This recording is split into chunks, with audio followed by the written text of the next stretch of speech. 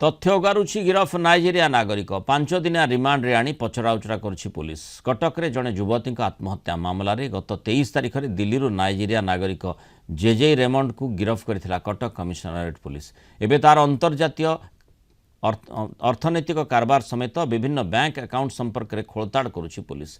JJ ठारू जबत होइतबा mobile phone laptop आदि को टेस्टिंग पाई फोरेंसिक लैबोरेटरी को पठाजिबो। तदंतरे क्राइमब्रांच साइबर सेल एक्सपर्ट को मध्य सहायता निया जाउछि।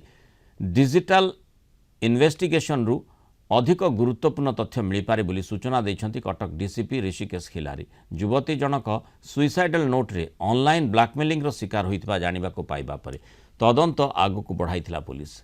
गिरफ अभियुक्त विभिन्न देशर महिला को टार्गेट करी ब्लैकमेलिंग करथबा जानिबा को पाइथिला पुलिस।